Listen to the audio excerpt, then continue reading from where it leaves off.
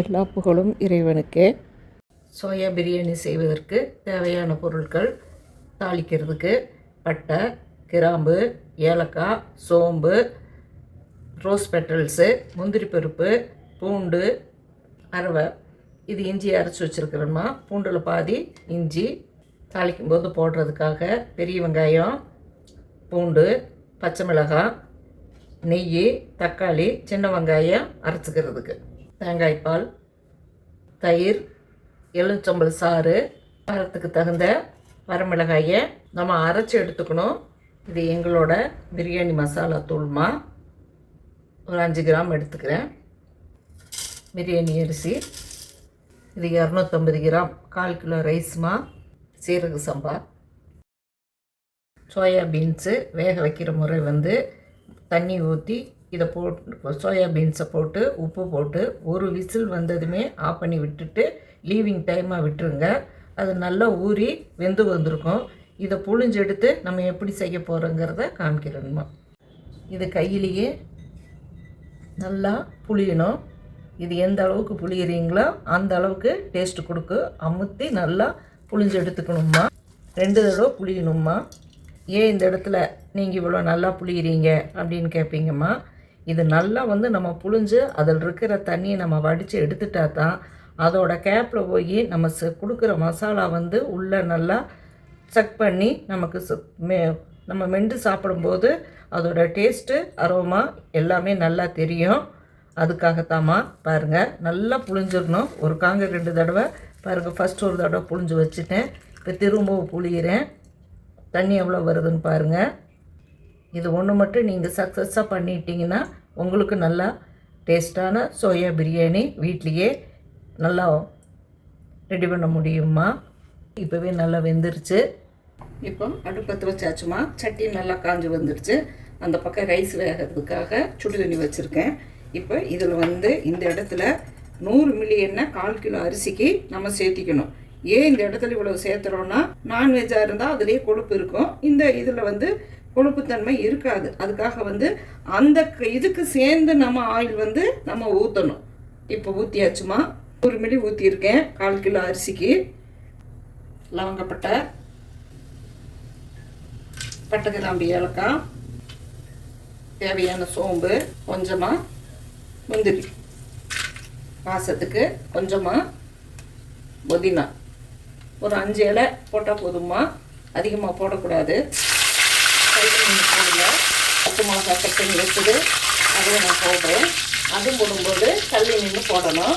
இப்போ கட் பண்ணி வச்சுருக்கிற ஆனியன் போட போகிறேன். தாளிச்சுட்டு பூண்டு. இது எவ்வளோ சீக்கிரம் வேலை சீக்கிரமாக நடக்குதுன்னு பாருங்கம்மா. ப்ரிப்பரேஷன் பண்ணுறதுக்கு தான் கட்டிங் பண்ணி எல்லாம் அரைக்கிறதுக்கு தான் டைம் ஆகும். இது செஞ்ச பிற்பாடு சீக்கிரம் சட்னி செஞ்சிடலாம். இப்போ அதுக்கு தேவையான தக்காளி பழம் பொடியாக கட் பண்ணினது, கார்லிக் பேஸ்ட்டுமா. இந்த இடத்துல மசாலாவுக்கு தகுந்த கொஞ்சம் அளவான உப்பு நீங்கள் சேர்த்துக்கணும். அப்போ தான் இந்த தக்காளி மசாலாவில உப்பு பிடிச்சி வரும். தக்காளி சல்லுன்னு இருக்காமல் நல்ல டேஸ்ட்டாக இருக்கும். பாருங்கள், பூண்டு நல்லா வெந்து வந்துடுச்சு. அடுத்த ஸ்டெப்பு இஞ்சியை அரைச்சதை ஊற்ற போகிறேன். ஊற்றியாச்சுமா. இப்போ டீ கையிலேயே தான் இருக்குது. நீங்கள் கையில் வச்சு பண்ணினா தான் ஸ்மோக்கி ஃப்ளேவராக நல்லா வரும்.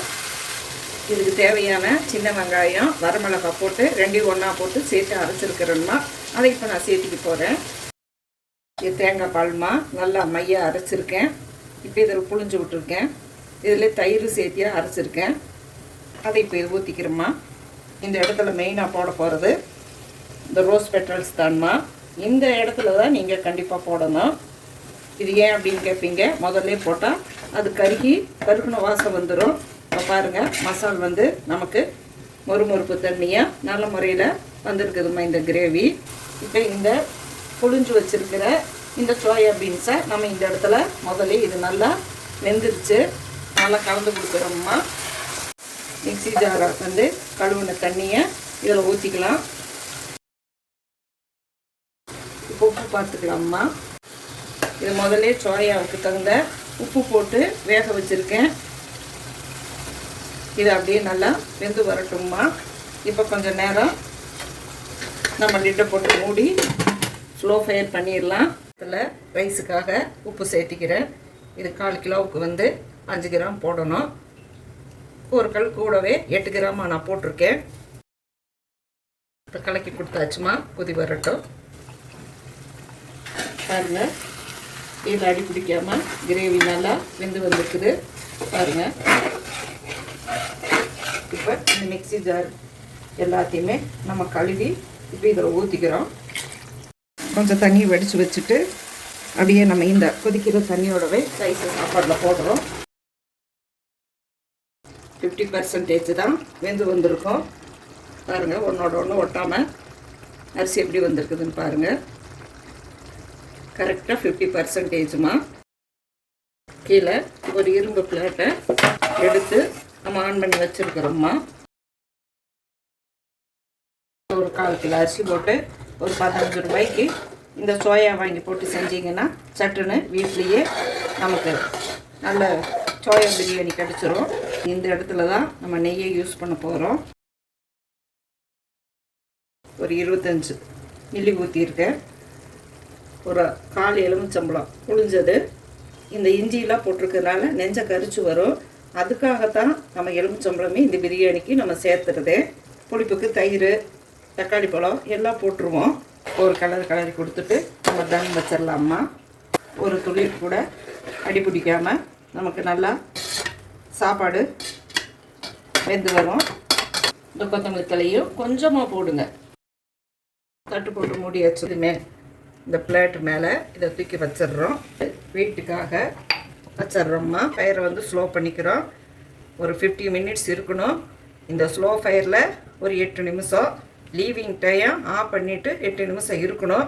ஃபுல்லாக நீங்கள் விட்டுட்டு எல்லா வேலையும் முடிச்சுட்டு திறந்து பார்த்தீங்கன்னா உங்களுக்கு அருமையான சோயா பிரியாணி ரெடி ஆகிருக்கும்மா. பாருங்கம்மா, ஓப்பன் பண்ணியாச்சு. மேலே தண்ணி எதுவும் சொட்டலை.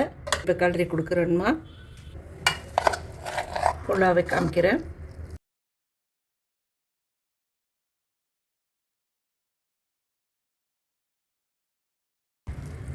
போட்டது உங்களுக்கே தெரியும். 1/4 கிலோ ரைஸு தான்.